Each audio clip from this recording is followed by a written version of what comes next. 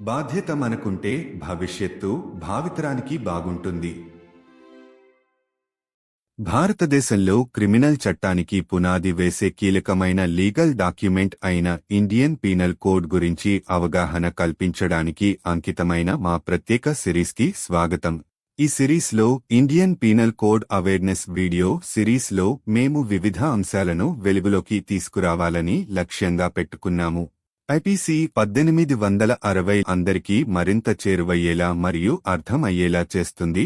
భారతదేశంలో నేర కార్యకలాపాలను నియంత్రించే చట్టాలు మరియు శాసనాల యొక్క క్లిష్టమైన విషయాలని సంక్షిప్తంగా వివరించుకుందాము. ఇక మరొక ఐపీసీ సెక్షన్ గురించి తెలుసుకుందాము.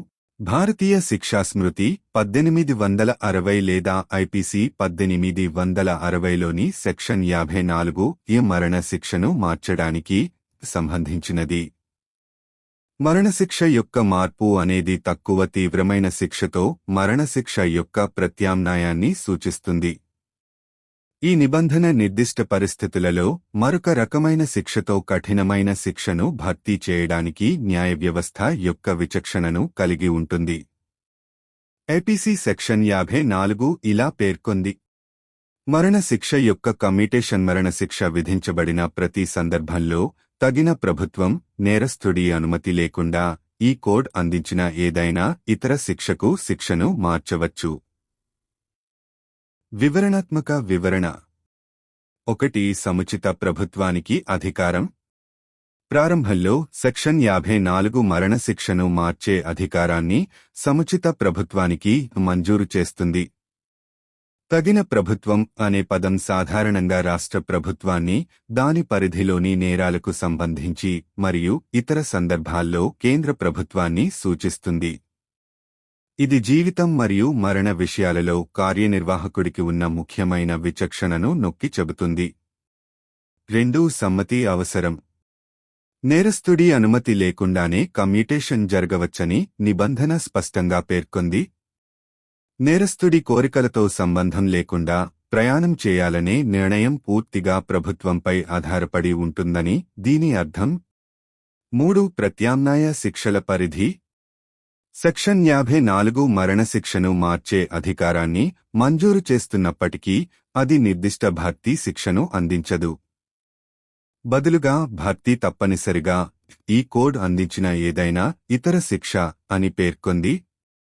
ఈ సౌలభ్యం కేసు మరియు అపరాధి యొక్క ప్రత్యేకతలకు అనుగుణంగా ప్రత్యామ్నాయ శిక్షను నిర్ధారిస్తుంది.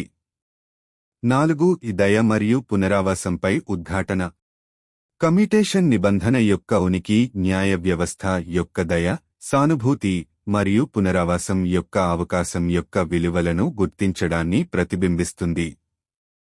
కొన్ని నేరాలు మరణశిక్షకు అర్హమైనవిగా పరిగణించబడుతున్నప్పటికీ అటువంటి తీర్పుపై పునః పరిశీలన కోసం చట్టపరమైన చట్రంలో స్థలం ఉంది.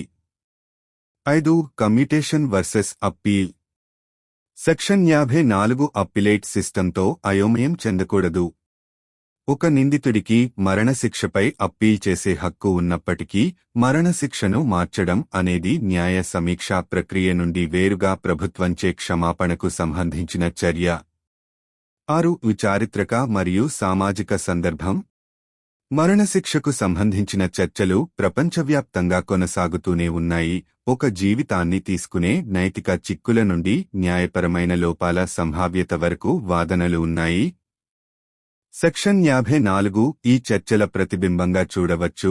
ఉరిశిక్ష యొక్క సంక్లిష్ట నైతిక భూభాగాన్ని నావిగేట్ చేయడానికి న్యాయ వ్యవస్థలో ఒక యంత్రాంగాన్ని అందిస్తుంది. 7. తనిఖీలు మరియు బ్యాలెన్స్లు. కమ్యూటేషన్ అధికారాన్ని ప్రభుత్వంతో ఉంచడం ద్వారా సెక్షన్ 54 చెక్లు మరియు బ్యాలెన్స్ల వ్యవస్థను పరిచయం చేస్తుంది. మరణశిక్ష విధించే అధికారం న్యాయ వ్యవస్థకు ఉన్నప్పటికీ జీవితం మరియు మరణానికి సంబంధించిన విషయాలలో పర్యవేక్షణ యొక్క బహుళ పొరలను నిర్ధారిస్తూ ఎగ్జిక్యూటివ్ అటువంటి నిర్ణయాన్ని పునః పరిశీలించే అధికారాన్ని కలిగి ఉంటుంది. 8. Evolving legal landscape. మరణశిక్షపై సామాజిక అభిప్రాయాలు అభివృద్ధి చెందుతున్నప్పుడు పరివర్తనల యొక్క ఫ్రీక్వెన్సీ మరియు సందర్భం మారవచ్చు. సెక్షన్ 54 సామాజిక నిబంధనలు మరియు విలువలను మార్చడానికి అనుగుణంగా ఉండే చట్టపరమైన యంత్రాంగాన్ని అందిస్తుంది. శిక్షా విధానం విస్తృత సామాజిక దృక్కోణాలతో దశలవారీగా ఉండేలా చూస్తుంది. ముగింపు. ఐపీసీ యొక్క సెక్షన్ 54 మరణ శిక్షల మార్పుపై దృష్టి సారించి శిక్షా వ్యవస్థలో సౌలభ్యం మరియు దయ యొక్క ముఖ్యమైన అంశాన్ని పరిచయం చేసింది. మరణశిక్ష యొక్క లోతైన చిక్కులను గుర్తిస్తూ న్యాయ ప్రక్రియ ముగిసిన తర్వాత కూడా పునః పరిశీలనకు స్థలం ఉందని ఈ నిబంధన నిర్ధారిస్తుంది. కొత్త సాక్ష్యాల ద్వారా ప్రేరేపించబడిన సామాజిక దృక్కోణాలలో మార్పులు లేదా ఇతర కారకాలు మరణశిక్ష యొక్క రద్దు చేయలేని స్థితికి వ్యతిరేకంగా ప్రయాణానికి అధికారం అందిస్తుంది. సెక్షన్ 54 వంటి నిబంధనల ద్వారా ఉరిశిక్షతో ముడిపడి ఉన్న సంక్లిష్టమైన నైతిక మరియు సామాజిక సవాళ్లను ఐపీసీ అంగీకరిస్తుంది. కఠినమైన జరిమానాలు విధించే అధికారం మరియు వాటిని పునః పరిశీలించే కరుణ రెండింటినీ న్యాయ వ్యవస్థ కలిగి ఉందని నిర్ధారిస్తుంది. బాధ్యత మనకుంటే భవిష్యత్తు భావితరానికి బాగుంటుంది.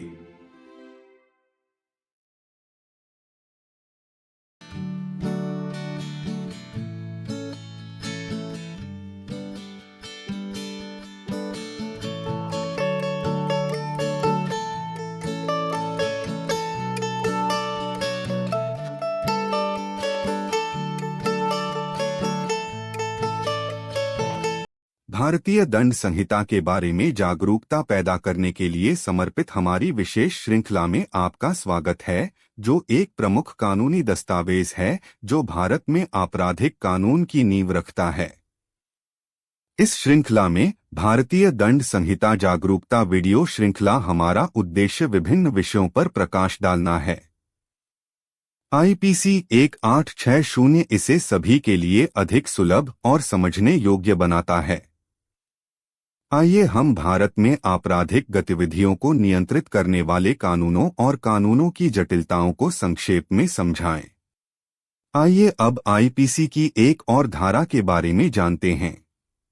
भारतीय दंड संहिता 1860 आईपीसी 1860 की धारा 54 मौत की सजा को कम करने से संबंधित है। मौत की सजा को कम करने का मतलब मौत की सजा को कम गंभीर सजा से बदलना है। यह प्रावधान विशिष्ट परिस्थितियों में कठोरतम दंड को किसी अन्य प्रकार की सजा से बदलने के न्यायपालिका के विवेक का प्रतीक है।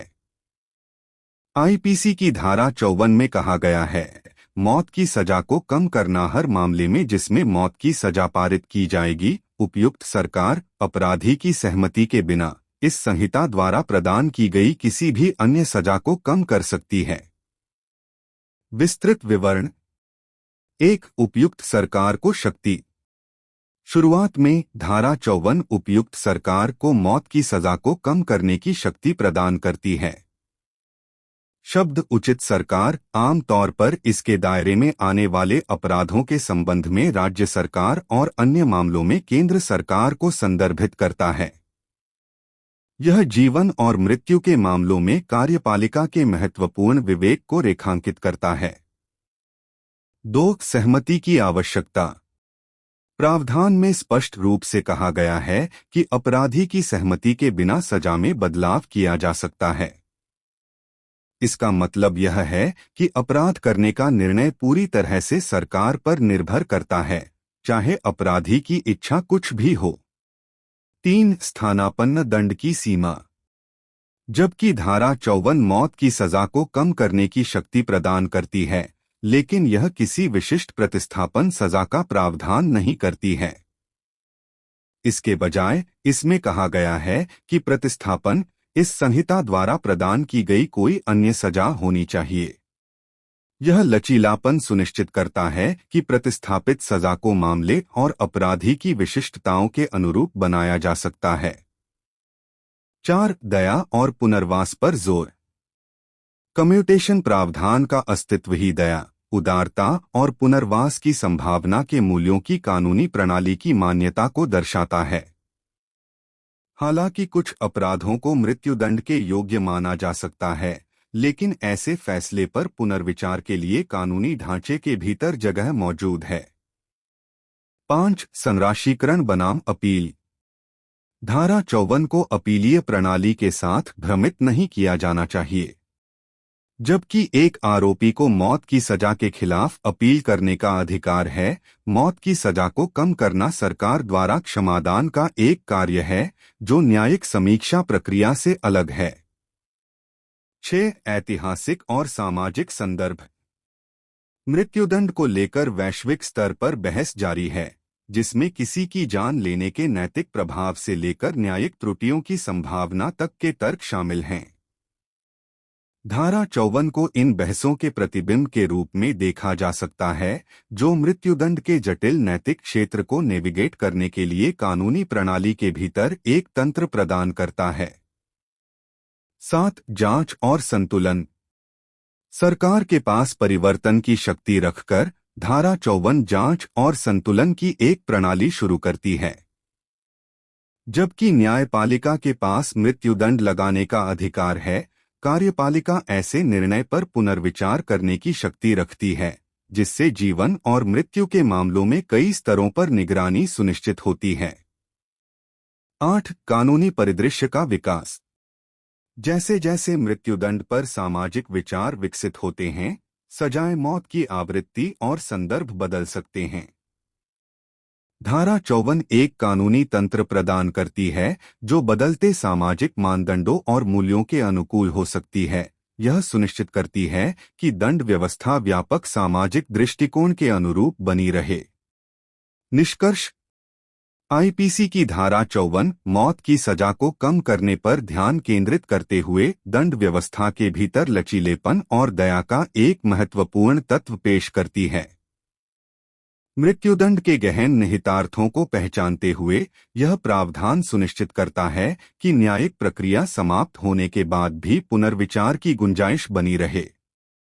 चाहे वह नए सबूतों से प्रेरित हो, सामाजिक विचारों में बदलाव या अन्य कारकों से प्रेरित हो, सजाए मौत की सजा को बदलने की शक्ति मृत्युदंड की अपरिवर्तनीयता के खिलाफ सुरक्षा प्रदान करती है। धारा 54 जैसे प्रावधानों के माध्यम से आईपीसी मृत्युदंड से जुड़ी जटिल नैतिक और सामाजिक चुनौतियों को स्वीकार करता है। यह सुनिश्चित करता है कि कानूनी प्रणाली कठोर दंड लगाने के अधिकार और उन पर पुनर्विचार करने की करुणा दोनों को बरकरार रखती है। यदि हम जिम्मेदार हैं, तो भविष्य आने वाली पीढ़ियों के लिए अच्छा होगा।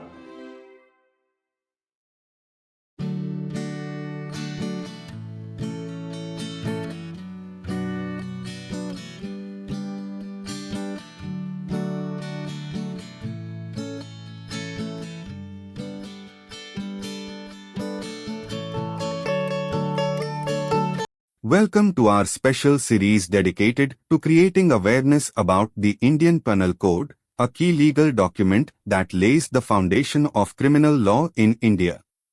In this series, Indian Penal Code Awareness Video Series, we aim to highlight various topics. IPC 1860 makes it more accessible and understandable to all.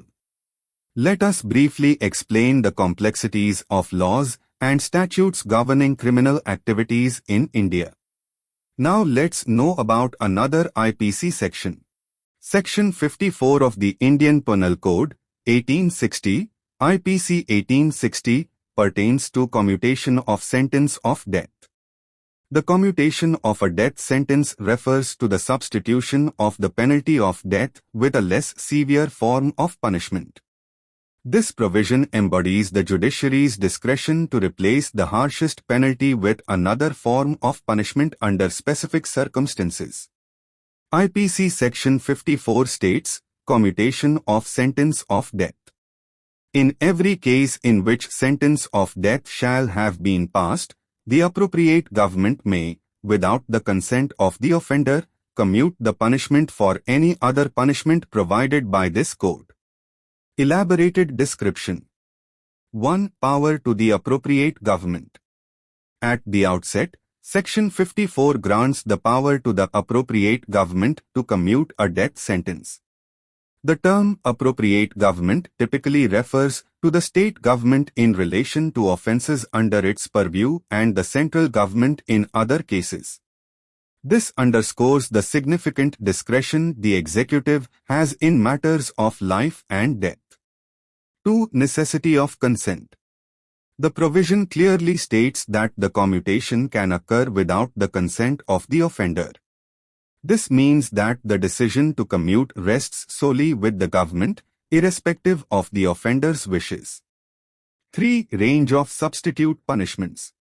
While Section 54 grants the power to commute a death sentence, it does not provide for a specific replacement punishment. Instead, it states that the replacement must be any other punishment provided by this code. This flexibility ensures that the substituted punishment can be tailored to the specifics of the case and offender. 4. Emphasis on mercy and rehabilitation. The very existence of a commutation provision reflects the legal system's recognition of the values of mercy, leniency, and the possibility of rehabilitation. While certain crimes might be deemed deserving of the death penalty, there exists space within the legal framework for a reconsideration of such a judgment. 5. Commutation versus appeal. Section 54 is not to be confused with the appellate system.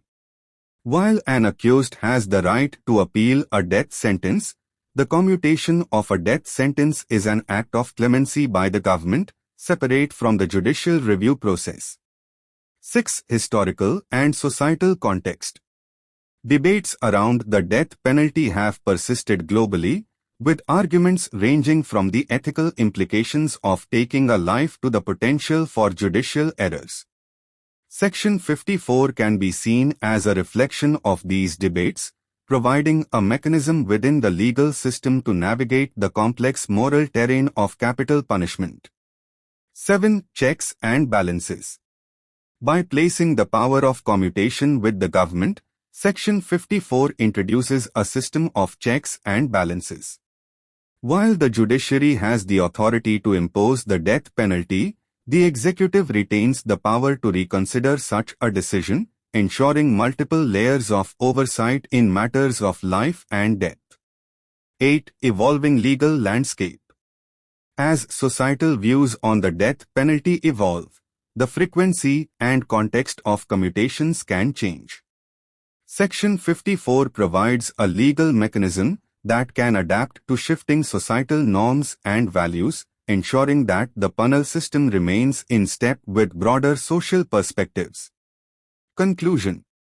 Section 54 of the IPC, with its focus on the commutation of death sentences, introduces a vital element of flexibility and mercy within the penal system.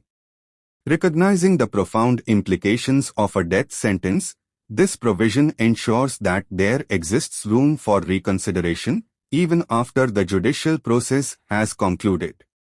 Whether motivated by new evidence, shifts in societal views, or other factors, the power to commute offers a safeguard against the irrevocability of the death penalty. Through provisions like Section 54, the IPC acknowledges the complex moral, ethical, and societal challenges associated with capital punishment, ensuring that the legal system retains both the authority to impose the harshest penalties and the compassion to reconsider them. If we are responsible, the future will be good for the future generations.